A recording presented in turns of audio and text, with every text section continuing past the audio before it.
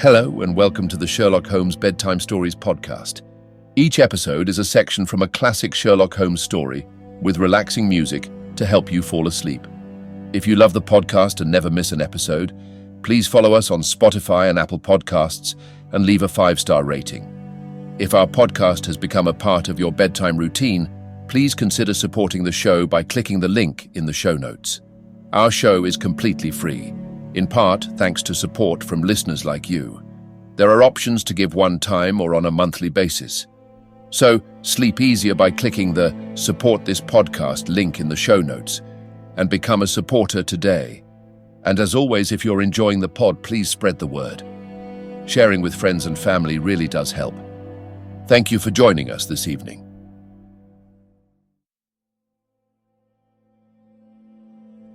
Now it's time to relax.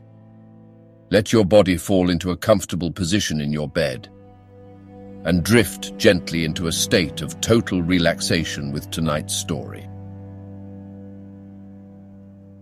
The Adventure of the Devil's Foot, Part 3. It may be that the police resented the intrusion of an amateur, or that they imagined themselves to be upon some hopeful line of investigation, but it is certain that we heard nothing from them for the next 2 days. During this time, Holmes spent some of his time smoking and dreaming in the cottage, but a greater portion in country walks which he undertook alone, returning after many hours without remark as to where he had been. One experiment served to show me the line of his investigation. He had bought a lamp which was the duplicate of the one which had burned in the room of Mortimer Tregennis on the morning of the tragedy. This he filled with the same oil as that used at the vicarage, and he carefully timed the period which it would take to be exhausted. Another experiment which he made was of a more unpleasant nature, and one which I am not likely ever to forget. "You will remember, Watson," he remarked one afternoon, "that there is a single common point of resemblance in the varying reports which have reached us. This concerns the effect of the atmosphere of the room in each case upon those who had first entered it. You will recollect that Mortimer Tregennis, in describing the episode of his last visit to his brother's house, remarked that the doctor on entering the room fell into a chair. You had forgotten.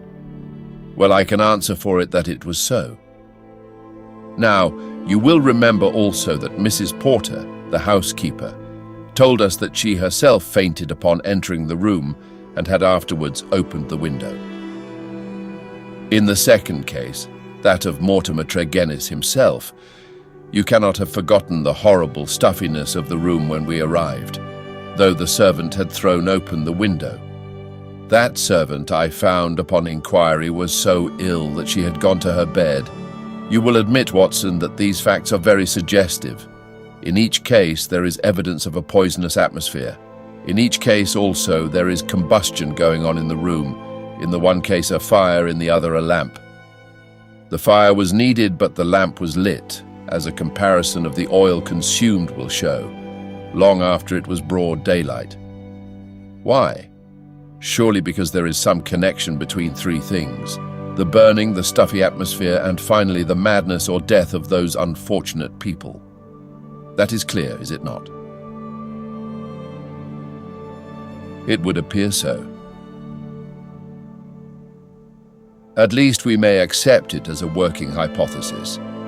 We will suppose then that something was burned in each case which produced an atmosphere causing strange toxic effects. Very good. In the first instance, that of the Tregennis family, this substance was placed in the fire. Now the window was shut, but the fire would naturally carry fumes to some extent up the chimney. Hence, one would expect the effects of the poison to be less than in the second case, where there was less escape for the vapor. The result seems to indicate that it was so, since in the first case only the woman, who had presumably the more sensitive organism, was killed, the others exhibiting that temporary or permanent lunacy which is evidently the first effect of the drug. In the second case, the result was complete. The facts, therefore, seem to bear out the theory of a poison which worked by combustion. With this train of reasoning in my head, I naturally looked about in Mortimer Tregennis's room to find some remains of this substance. The obvious place to look was the talc shelf or smoke guard of the lamp. There, sure enough, I perceived a number of flaky ashes, and round the edges a fringe of brownish powder, which had not yet been consumed. Half of this I took, as you saw, and I placed it in an envelope. Why half, Holmes? It is not for me, my dear Watson, to stand in the way of the official police force. I leave them all the evidence which I found. The poison still remained upon the talc had they the wit to find it. Now, Watson, we will light our lamp.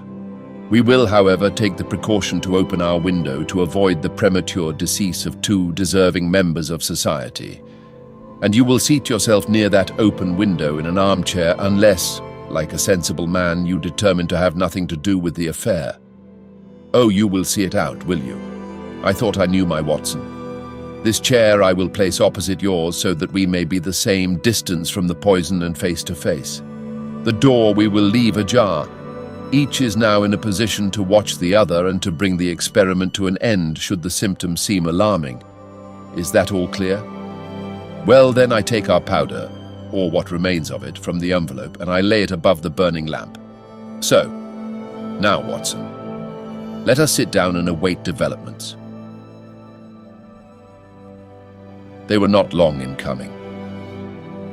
I had hardly settled in my chair before I was conscious of a thick, musky odor, subtle and nauseous. At the very first whiff of it, my brain and my imagination were beyond all control. A thick black cloud swirled before my eyes, and my mind told me that in this cloud, unseen as yet, but about to spring out upon my appalled senses, lurked all that was vaguely horrible, all that was monstrous and inconceivably wicked in the universe. Vague shapes swirled and swam amid the dark cloud bank, each a menace and a warning of something coming, the advent of some unspeakable dweller upon the threshold, whose very shadow would blast my soul. A freezing horror took possession of me. I felt that my hair was rising, that my eyes were protruding, that my mouth was opened, and my tongue like leather. The turmoil within my brain was such that something must surely snap. I tried to scream and was vaguely aware of some hoarse croak which was my own voice, but distant and detached from myself. At the same moment, in some effort of escape, I broke through that cloud of despair and had a glimpse of Holmes's face, white, rigid, and drawn with horror, the very look which I had seen upon the features of the dead. It was that vision which gave me an instant of sanity and of strength. I dashed from my chair, threw my arms round Holmes, and together we lurched through the door, and an instant afterwards had thrown ourselves down upon the grass plot and were lying side by side, conscious only of the glorious sunshine which was bursting its way through the hellish cloud of terror which had girt us in. Slowly it rose from our souls like the mists from a landscape until peace and reason had returned, and we were sitting upon the grass, wiping our clammy foreheads and looking with apprehension at each other to mark the last traces of that terrific experience which we had undergone. "Upon my word, Watson," said Holmes at last with an unsteady voice, "I owe you both my thanks and an apology.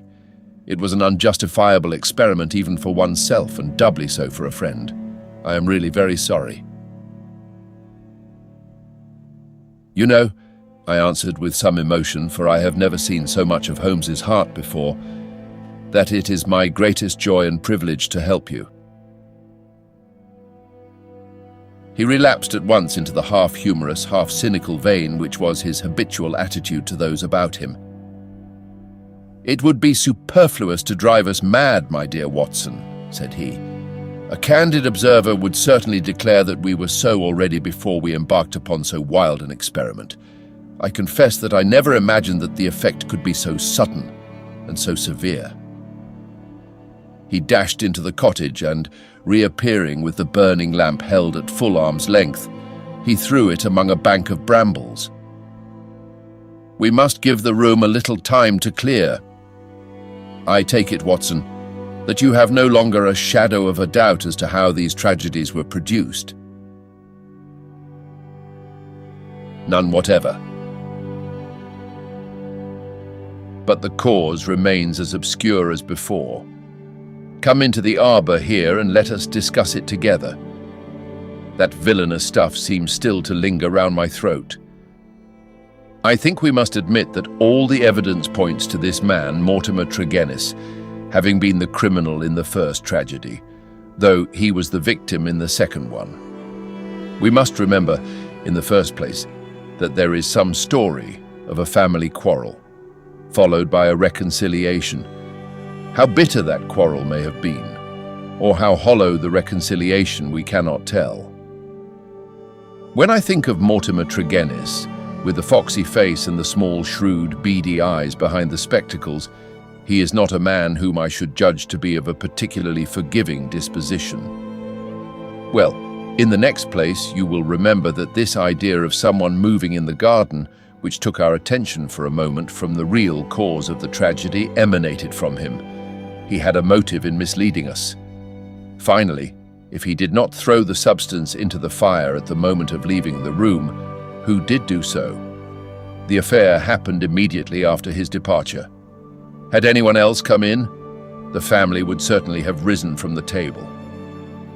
Besides, in peaceful Cornwall, visitors did not arrive after 10 o'clock at night. We may take it then that all the evidence points to Mortimer Tregennis as the culprit. Then his own death was suicide. Well, Watson, it is on the face of it a not impossible supposition. The man who had the guilt upon his soul of having brought such a fate upon his own family might well be driven by remorse to inflict it upon himself. There are, however, some cogent reasons against it. Fortunately, there is one man in England who knows all about it, and I have made arrangements by which we shall hear the facts this afternoon from his own lips. Ah, he is a little before his time. Perhaps you would kindly step this way, Dr. Leon Sterndale. We have been conducting a chemical experiment indoors, which has left our little room hardly fit for the reception of so distinguished a visitor. I had heard the click of the garden gate, and now the majestic figure of the great African explorer appeared upon the path. He turned in some surprise towards the rustic arbor in which we sat. You sent for me, Mr. Holmes. I had your note about an hour ago, and I have come, though I really do not know why I should obey your summons. Perhaps we can clear the point up before we separate, said Holmes. Meanwhile, I am much obliged to you for your courteous acquiescence. You will excuse this informal reception in the open air, but my friend Watson and I have nearly furnished an additional chapter to what the papers call the Cornish horror, and we prefer a clear atmosphere for the present. Perhaps, since the matters which we have to discuss will affect you personally in a very intimate fashion, it is as well that we should talk where there can be no eavesdropping. The explorer took his cigar from his lips and gazed sternly at my companion. I'm at a loss to know, sir, he said, what you can have to speak about which affects me personally in a very intimate fashion. The killing of Mortimer Tregennis, said Holmes. For a moment I wished that I were armed. Sterndale's fierce face turned to a dusky red, his eyes glared, and the knotted, passionate veins started out in his forehead, while he sprang forward with clenched hands towards my companion. Then he stopped, and with a violent effort he resumed a cold, rigid calmness, which was, perhaps, more suggestive of danger than his hot-headed outburst. I have lived so long among savages and beyond the law, said he, that I have got into the way of being a law to myself. You would do well, Mr. Holmes, not to forget it, for I have no desire to do you an injury. Nor have I any desire to do you an injury, Dr. Sterndale. Surely the clearest proof of it is that, knowing what I know, I have sent for you, and not for the police. Sterndale sat down with a gasp, overawed for perhaps the first time in his adventurous life. There was a calm assurance of power in Holmes's manner which could not be withstood. Our visitor stammered for a moment, his great hands opening and shutting in his agitation. "What do you mean?" he asked at last. "If this is bluff upon your part, Mr. Holmes, you have chosen a bad man for your experiment. Let us have no more beating about the bush.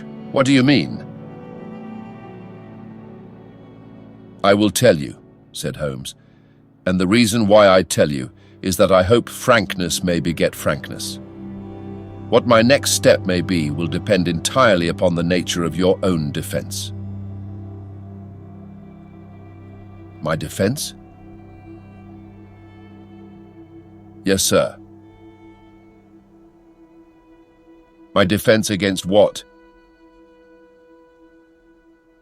"Against the charge of killing Mortimer Tregennis."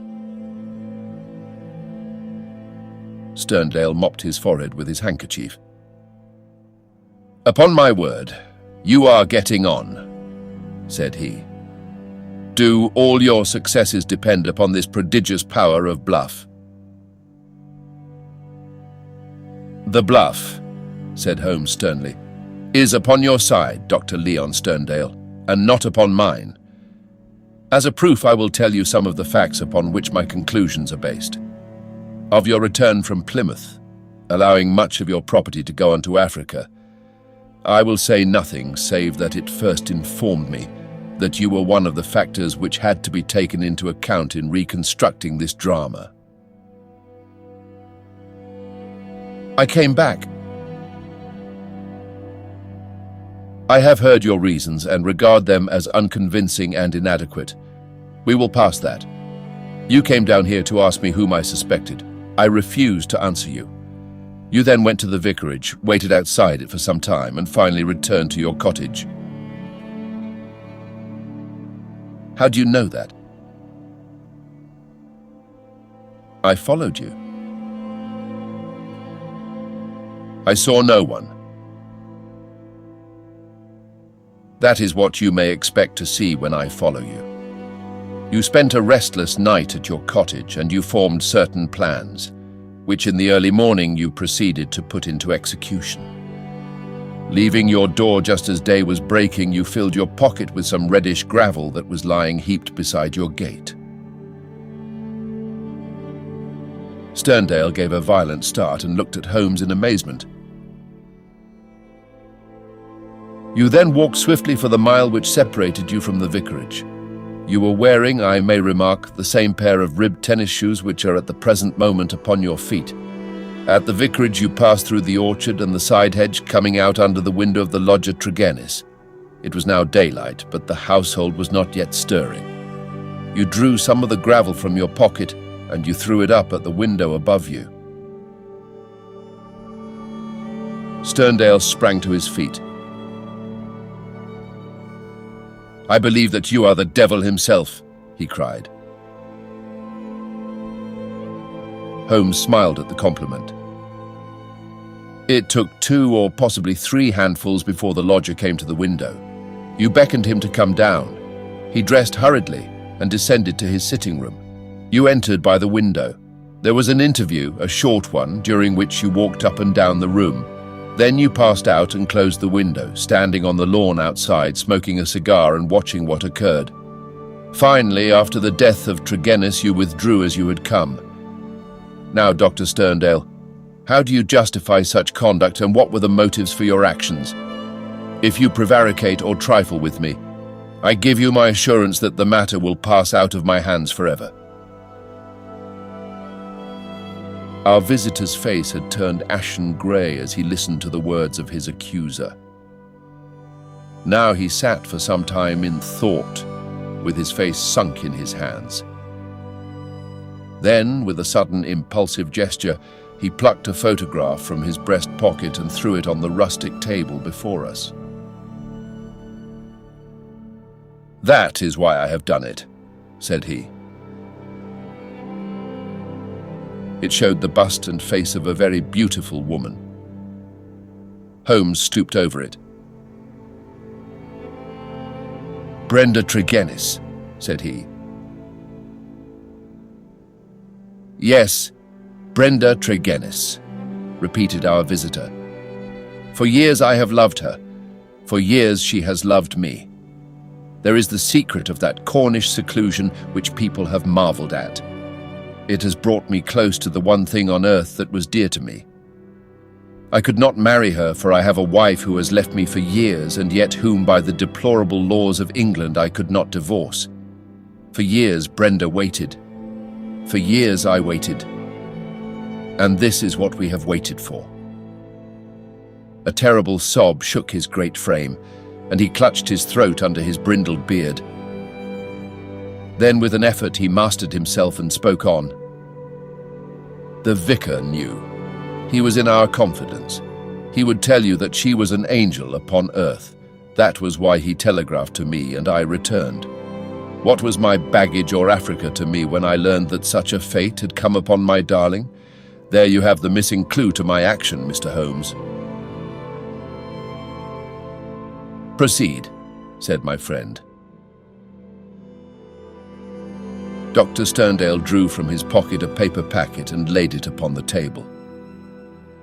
On the outside was written Radix Pedis Diaboli, with a red poison label beneath it.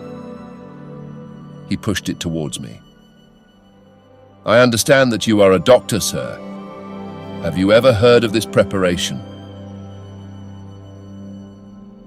"Devil's foot root.